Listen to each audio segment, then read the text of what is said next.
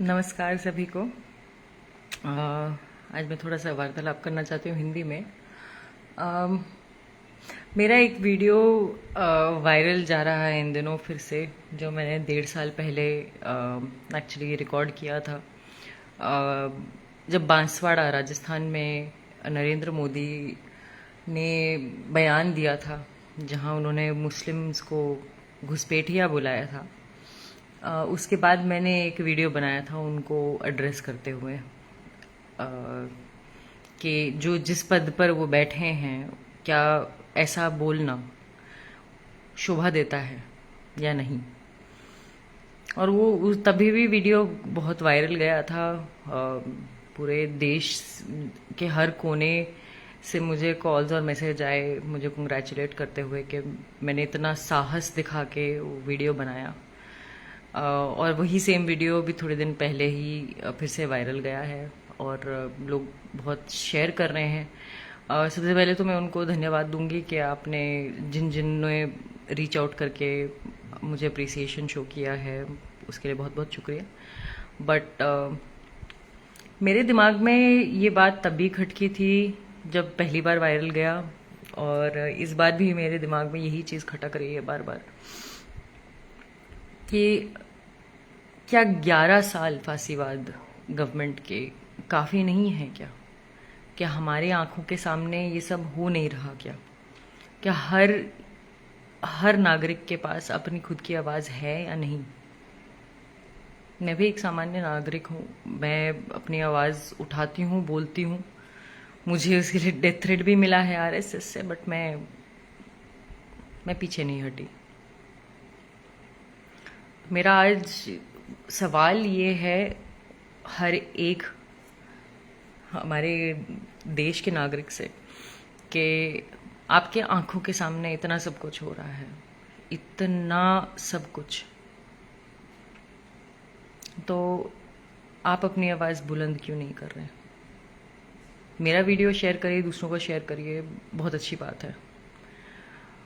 But ये सरकार, अगर आपको अभी तक समझ ना आया हो तो मैं शायद आपको समझाना चाहूँगी कि ये जो मोदी सरकार है, भाजपा की सरकार है, ये परसेप्शन के बहुत अधीन है, बहुत ज़्यादा डिपेंडेंट हैं कि इनका परसेप्शन अच्छा हो लोगों के सामने और इंटरनेशनली भी।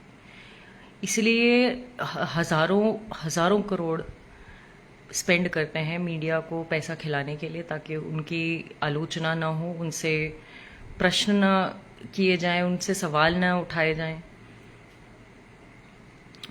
तो द वेरी फैक्ट कि अगर आप एक नागरिक होते हुए अगर अपनी आवाज़ बुलंद करके उनसे प्रश्न पूछ रहे हैं तो उनकी पावर कम होती है, और इसी वजह से वो सबको डराते भी हैं, ताकि सब लोग डर के अपने घर में बैठे रहें, कुछ ना बोलें, इतनी ज्यादती होने के बाद भी कुछ ना बोलें।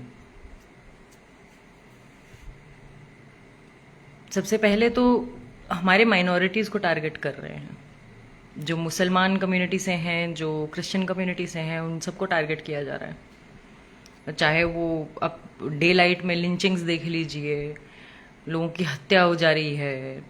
हमारे क्रिश्चियन कम्युनिटी से नन्स को अरेस्ट कर लिया गया, उनको मारना पीटना, घर में घुस के प्रेयर मीटिंग्स को या मास को रोकना, क्रॉसेस तोड़ना, मस्जिदों के सामने इनका तो नाच खत्म होता नहीं, जैसे ही रामनवमी आती है इनका नाच शुरू हो जाता है मस्जिदों के सामने।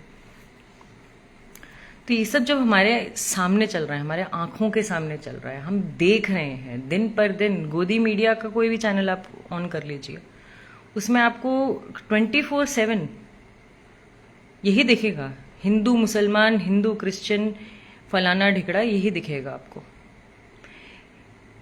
हमारे ऊपर निर्भर है अभी इस वक्त समझना कि ये सब खेल जो चल रहा है, ये पूरा जो माया जाल बिछा के रखा हुआ है इन लोगों ने हमारे सामने, ये माया जाल के आगे देखने की ज़रूरत है।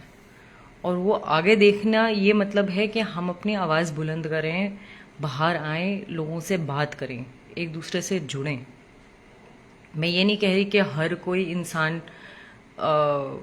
को बोलना ही चाहिए, बोलें तो अच्छा है, लेकिन अपने अपने दायरे में आप बहुत कुछ कर सकते हैं एक नागरिक के तौर पर।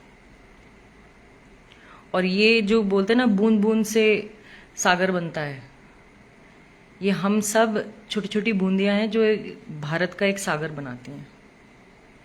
तो मुझे इस सिचुएशन में शिकायत सिर्फ यही है लोगों से कि आप अपनी आवाज़ बुलंद करके क्यों नहीं बोल रहे। लिखिए, बोलिए, जिस तरीके से भी आप अपने अपने वक्तव्य को आगे रख सकते हैं रखिए लोगों के सामने। सबको पता चलना चाहिए। आपस में जब हम देखते हैं कि कोई बोल रहा है, जब मेरा ही वीडियो लोगों ने देखा तो उनको लगा ना कि देखो एक हिंदू औरत ऐसे बोल रही है, खुले में माइनॉरिटीज का सपोर्ट कर रही है, आपके अंदर भी कुछ विश्वास, कुछ कॉन्फिडेंस आया ना। इमेजिन करिए कि अगर आप किसी और के लिए ऐसे मिसाल बन पाए और हम एक एक करके एक दूसरे के लिए मिसाल बनते जाएं तो हमारी कड़ी कितनी लंबी और मजबूत जुड़ जाएगी एक दूसरे के साथ।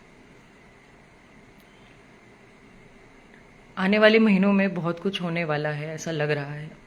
और वोट चोरी का मुद्दा जब बाहर निकला है तो ये अभी तक ख़त्म नहीं हो पाया और आगे भी जाके ख़त्म होगा नहीं। तो इस वक्त सबसे ज़्यादा ज़रूरत इस चीज़ की है कि हम एक दूसरे के साथ खड़े रहें। आपके आसपास आपके नेबर्स हों, आपकी कम्युनिटी हो, जो भी हो, हिंदू हो, मुस्लिम हो, क्रिश्चियन हो, जो भी हो आपके आसपास, एक दूसरे के साथ खड़े होने का टाइम आ चुका है। अब डरना नहीं है, डर गए तो मर गए। ये सरकार चाहती ही है कि आप डर के अपने घर में बैठे रहें और कुछ ना बोलें। इसलिए आपको मीडिया को यूज़ करके आपको दिखाया जाता है लिंचिंग्स हो रही हैं, क्रिश्चियंस के ऊपर अटैक हो रहे हैं, चर्चेस जलाए जा रहे हैं, मस्जिदों के सामने पथराव हो रहा है। ये सब बहुत ज़्यादा मैग्नीफाई करके आपको दिखाया जाता है, प्रोपेगेंडा है आपको डराने के लिए, ताकि आप घर बैठे रहें और कुछ ना करें। तो जब कोई आपको डराने की कोशिश कर रहा हो और आपको चुप करवाने की कोशिश कर रहा हो तो इसका मतलब ये है कि उस वक्त आपको और ज़्यादा बुलंद होकर अपनी आवाज़ को ऊंचा करके अपने लिए खड़ा होना बहुत ज़रूरी है और अपने आसपास के लोगों के लिए खड़ा होना बहुत ज़रूरी है। और हम जो राजनीति में हैं, मैं तो खुले में I have shared this, I have received a death threat from RSS in 2023. I took them to the police. Of course, the police did not register an FIR. But जो इंसान ने मुझे धमकी दे ही दी, उससे कम से कम लिखित में तो अंडरटेकिंग ले ली पुलिस ने कि वो मुझे कभी कांटेक्ट नहीं करेगा वापस। वही है, उस वक्त मैं डर जाती तो शायद मैं भी घर पे बैठी होती चुपचाप, पर मैं नहीं डरी। और मैं आपसे आग्रह करूंगी कि आप भी आगे जाके ना डरिए। एक्चुअली ये सरकार बहुत कायर सरकार है, और ये कायर इसलिए है क्योंकि मीडिया को आप हटा दीजिए, सीआई को हटा दीजिए, ईडी को हटा दीजिए, ये सारा जो इन्होंने तंत्र बना रखा है अपने आसपास, ये सब आप हटा दीजिए तो बीजेपी क्या है? उनका कुछ अस्तित्व नहीं है। उनको ये आसपास का पूरा सपोर्ट सिस्टम चाहिए, तभी ये भक्की मारते हैं, धमकाते हैं लोगों को। ये सब चला गया तो फिर क्या बचा इनके लिए?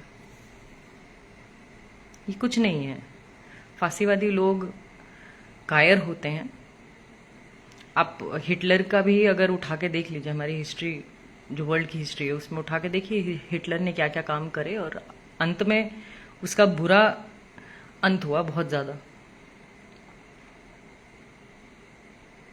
फांसीवादी लोगों का अंत बहुत बुरा होता है। पर यह ज़रूरी है कि जब तक फांसीवादी नहीं हटते तब तक हमारे जैसे लोग जो हैं, जो हमारे कॉन्स्टिट्यूशन में बिलीफ रखते हैं, हमारे रिपब्लिक में बिलीफ रखते हैं, हमारे ऊपर निर्भर है कि हम अपने कॉन्स्टिट्यूशन की पहरेदारी करें।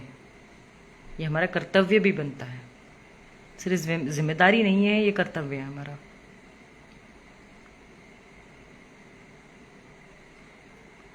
तो मेरी आपसे यही गुजारिश है कि आप आगे जाके और ज़्यादा लिखेंगे, बोलेंगे, खुले में जाके लोगों की सहायता करेंगे, उनके साथ खड़े रहेंगे, बिकॉज ये सब करना अब बहुत ज़रूरी है।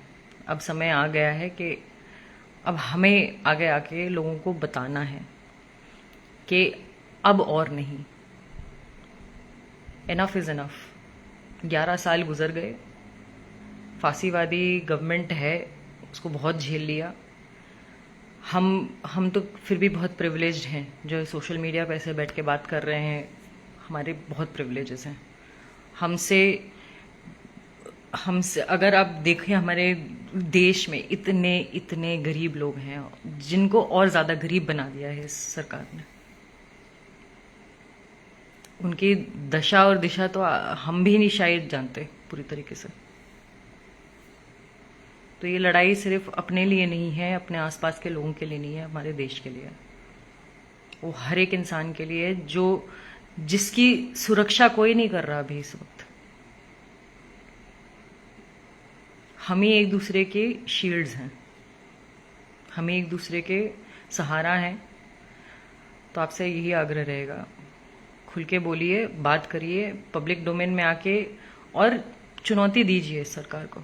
जिस तरीके से भी आप दे सकते हैं चुनौती दीजिए, वक्त आ चुका है। और आगे इनकी चोरी और भी एक्सपोज होगी, तैयारी अभी से शुरू करनी पड़ेगी। बट इतना ही कहते हुए मैं आपकी इजाज़त लेती हूँ, और आशा है कि हम एक दूसरे से जुड़ जुड़ के अच्छा काम करते रहेंगे और अपने देश का बचाव करेंगे। यही चाहती हूँ मैं। संविधान बचे, देश बचे, और कुछ उससे ज़्यादा इम्पोर्टेंट नहीं है। धन्यवाद।